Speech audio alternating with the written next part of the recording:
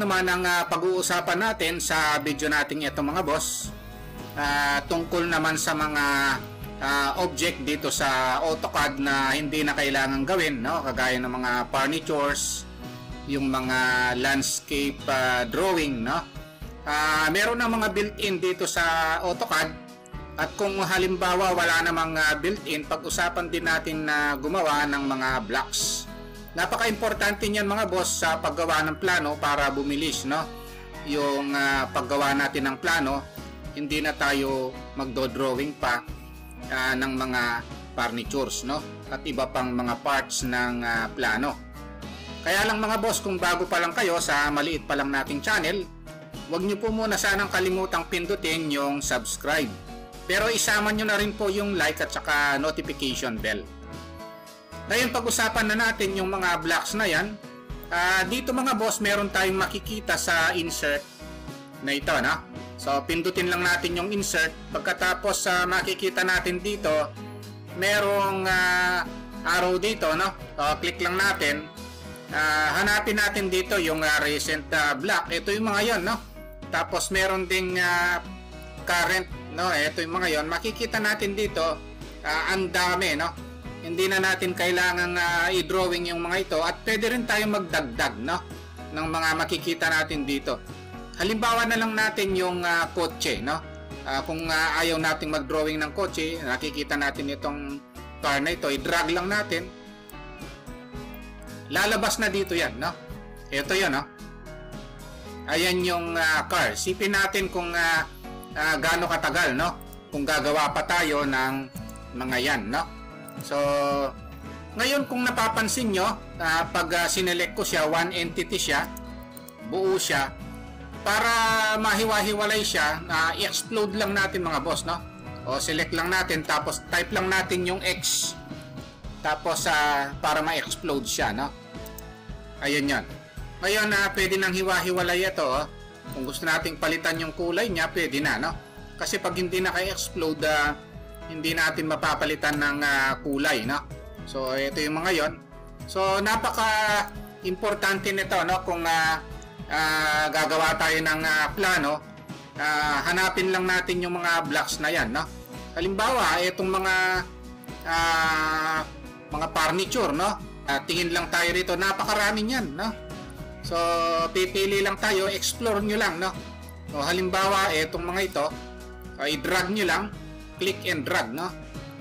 Kung gusto nyo makita yung iba rito, click nyo lang, halimbawa itong sa kitchen, no? I-drag lang natin, no? Lalabas na, oh. Ngayon kung sobrang laki niya, i-scale nyo na lang, no? So, paliitan nyo na lang. I-move lang muna natin para lumayo, no? Tapos select lang natin, saka lang natin i-scale, no? Na-discuss ko naman yung scale, no? Kung paano paliitin yung mga yan.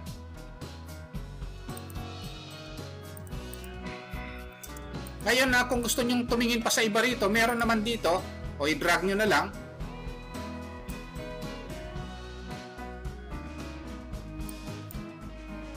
Click and drag, no? Tapos para hindi siya buo, no? Hiwa-hiwalay siya, i-explode nyo na lang, no? So, isipin natin kung gaano katagal, no? Kung gagawin natin ito, no? Explode. O type lang natin yung X. Kasi one entity ito, no? So, ngayon kung titingnan natin, nagbago yung kulay, naging white, pwede nyo naman palitan ng kulay, no? Ayan. So, halimbawa na lang itong water closet na ito, no? O, i-rotate ko lang. Ilalagay ko dun sa plano natin. O. Kahit paano, medyo tatagal tayong gagawa nito, no? Kung mamanualin pa natin, no? Makakagawa na tayo ng water closet, no? Ayun. So, napakaraming blocks available dito sa built-in na dito sa AutoCAD, no? Pero kung halimbawa hindi natin makita yung iba at gusto nating gumawa, pwede rin naman mga boss, no? Meron tayong paraan para makagawa tayo. Halimbawa, ito, no? Halimbawa, itong car na ito, gusto nating i-modify, tapos gawin nating block. Pwede rin naman, no? Change ko lang yung kulay muna.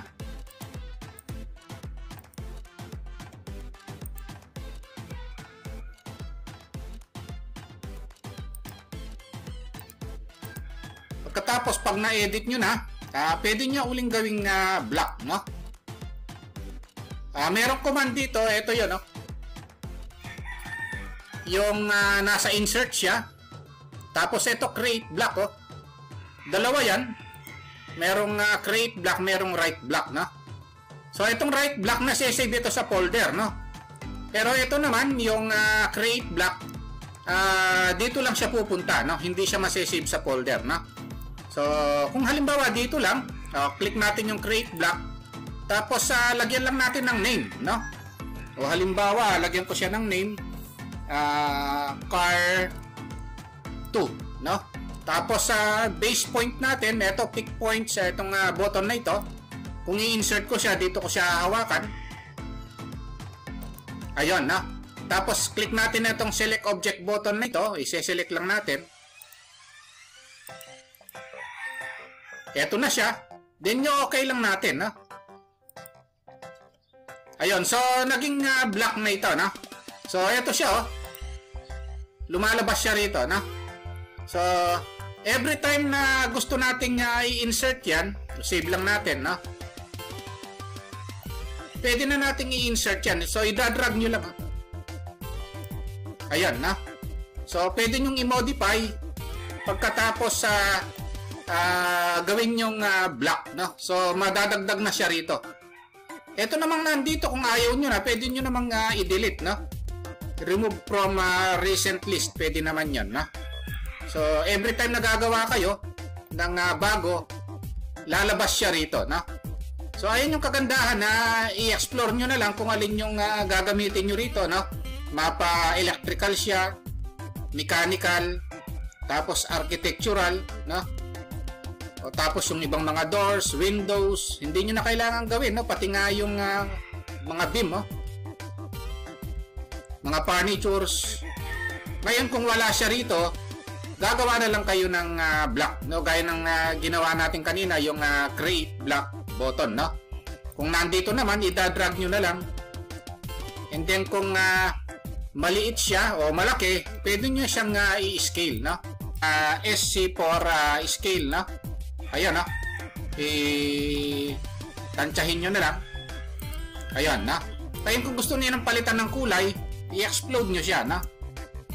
Ayan, tapos palitan nyo ng kulay. Kung ayaw nyo ng kulay, no? Yung punta kayo sa home, hanapin nyo yung color dito, no?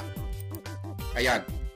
So, ganun lang. Kung gusto nyo magdagdag ng ibang mga part nito, pwede kayong magdagdag, no? Ng mga nakikita natin dito.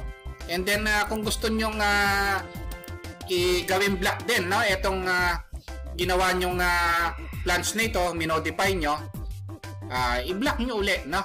Halimbawa, punta kayo sa insert, o gaya na sinabi natin kanina, create black, tapos lagyan nyo ng name.